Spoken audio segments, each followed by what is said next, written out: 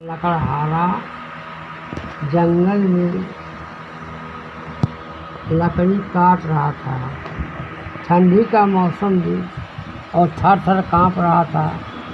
उसी समय माता पार्वती, शिव शंकर भगवान भोलेनाथ विश्व भ्रमण करने निकले और जाते जाते देख रहे हैं कि यह जो है गरीब इतनी ठंडी में लकड़ी काट रहा है।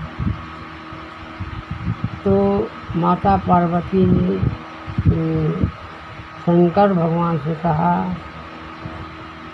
कि हे नाथ, सारी दुनिया जो इस समय सो रही है, यह इस ठंडी में अपना जो शाम को वक्त लकड़ी काट रहा है, इसको कुछ दे दीजिए। तो शंभु भगवान भोलेनाथ ने कहा ना ना ना, मेरे पास इसको देने के लिए कुछ ही नहीं है। तो माता पार्वती ने कहा हाँ, आपके पास कुछ नहीं रहता है तो मेरे पास है, मैं उसको दे रहा हूँ। उन्होंने कहा जैसी तुम्हारी इच्छा। तो माता पार्वती ने जाकर के उस लकड़हारे को कहा कि यह मेरा झुमका ले लीजिए और जाइए अपना जीवन सुखमय बिताइए और अपने परिवार का पालन करिए। वह खुशी खुशी लकड़हारा जो है झुमका लेकर चलने लगा। रास्ते में एक नदी पड़ती थी और नदी, अब वो सोचा कि वह मने इस झुमका को कहाँ रखे, तो वह अपना जो है वह पजामा की डोरी थी उसमें बांध दिया। कहा इसमें रगत नहीं गिरेगा। अच्छा, उसके बाद जो नदी में हल करके जब निकलने लगा, नदी में पानी अथाह था और उसका जो दिव्य झुमका माता पार्वती ने दी थी, वह झुमका जो है एक मछली जो थी उसको कट करके भून गई। कहीं कोई अच्छी चीज़ है या मछली चमक रही है। और वह जब घर पहुंचता है तो कहता है, उसकी बीवी कहती है कि अरे आप लकड़ी नहीं लेके आए तो कैसे मार्केट में जो है बेचेंगे, और हमारे परिवार का भरण पोषण करा, तो हम उसी तरह भूखे पड़े हैं बिना खाए पिए। कहीं नहीं, आपके लिए लाया हूँ। आज एक जंगल में औरत आई थी, कहीं ले जाइए, इसको बेचिए और खाइए। कहाँ दिखाइए। देखे तो उनकी डोरी से जो है झुमका गायब था। उनकी पत्नी ने कहा कि ऐसा आप जाइए और लकड़ी काट के लाइए, नहीं तो कैसे खर्चा चलेगा। तो वो कहे ठीक है प्रिया, हम कल जाएंगे जंगल। तो दूसरे दिन उपवास करके जंगल चले गए। जब जाते हैं फिर लकड़ी काटते हैं और फिर माता पार्वती शंकर जंगल घूमने जाते हैं। वह देखते हैं तो माता कहती अरे इसको तो हमने कल झुमका दिया था और अपना उसी में भरण पोषण करता, आज फिर चला आया है। लगता है अभी कुछ इसको जो और चाहिए। कहे भोलेनाथ जी इनको कुछ दे दिए। कहा ना, मेरे पास कुछ नहीं है देने के लिए। कहीं आपके पास नहीं, मेरे पास है, बस अपना 9 लखा हार जो है उतार कर उनको दे दिए। कहे ये मनुष्य, अब जाओ, तुम्हारी गरीबी दूर हो जाएगी और इसको बेच करके अपना भरण पोषण करो।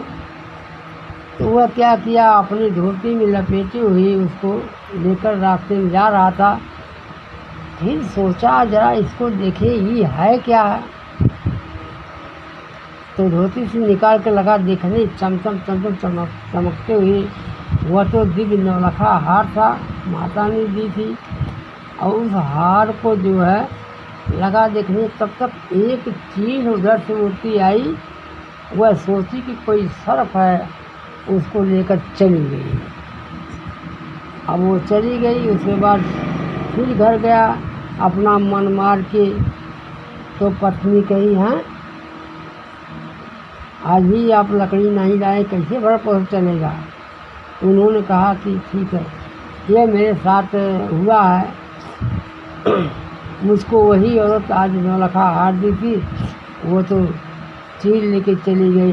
कही ठीक है, आज भी उपवास करना है, कल जाइए, किसी की बात मत सुनिए और लकड़ी काट के लाइए, तब भोजन चलेगा। तीसरे दिन वह लकड़हारा उसी जंगल में प्रवेश करता है, जाता है। तो फिर माता पार्वती शंकर भगवान घूमने आते हैं, देखने आते हैं। तो वो माता पार्वती जी कहती, हे नाथ, ये तो कोई लालची लगता है, या तो कोई पाता है, इसके पास क्या समस्या है, आप ही हल करिए, मेरे बस की बात नहीं है। तो भोलेनाथ ने कहा कि हाँ पार्वती जी, आप सही कह रहे हैं, अब इसका समय अब हो गया है, इसका समय मेरे हाथ में है, मेरे हाथ में सारा संसार रहता है। तो अब तुम्हारे कहने से मैं कुछ अब इसको दे रहा हूँ। उन्होंने उसको उस समय एक मुद्रा दिया, जो मार्केट में उसमें चल रही थी, एक मुद्रा 1 रुपया। वह दिए गए, कहें कि हे लकड़हारा, लेके जाओ और अपना जो है जीवन यापन सुखी से करो। तो वो आए घर लेकर के। वो पत्नी कही, आज फिर भी लकड़ी नहीं लाए, हमारा संसार कैसे चलेगा। कहे नहीं, आज वो एक साधु आए थे और उन्होंने कहा कि ये रुपये ले जाओ, खाओ, अपना आराम करो, खुशी से रहो।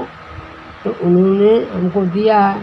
तो कहें ठीक है स्वामी, हमको मिला, जाइए इसमें से कुछ सामग्री लाइए, दाल चावल लाइए, बाकी बचता है तो मुझको जो है मछली खाने की इच्छा कर रही है, एक मछली लेते आना। उन्होंने कहा ठीक है। वह मार्केट में जब लकड़हारा पहुंचता है, सामान खरीदता है, तो सारी जब मछली मार्केट देखता है तो कोई मछली, सब मछली बिक जाती है, एक मछली जो है पड़ी जाती है। उन्होंने कहा कि हमारी भार्या पत्नी मछली मांगी है, हम थोड़ा जो है इसका भाव करते हैं। उन्होंने कहा, हे भाई, इस मछली का रेट क्या है। उन्होंने कहा कि इस मछली का रेट जो है 10 आना है। कहा ठीक है, मेरे पास और सामान लेने से 10 आना ही बचा है, हमको दे दीजिए। उसके बाद मछली लेकर के अपने जो है भवन पहुंचता है। और उसके बाद उसकी पत्नी जो है उस मछली को जो उसको चीरने लगती है, उसमें कई भाग करती है, तब उसमें से वह झुमका निकलता है। तब जब वो देखता, उसका पति कहता, हाँ देखिए प्रिय, यही वह महारानी भी थी जो जंगल में आई थी।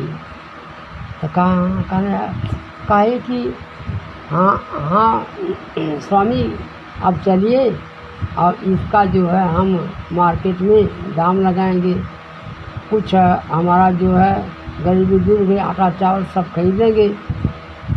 अच्छा, अब कुछ खुशी खुशी दिन बीत रहा था। तो पत्नी कही, आखिर हमको लकड़ी लाना ही पड़ेगा, अब जाइए आप लकड़ी काट के लाइए। उन्होंने कहा हाँ ठीक है कि लकड़ी लाना पड़ेगा, हम जा रहे हैं।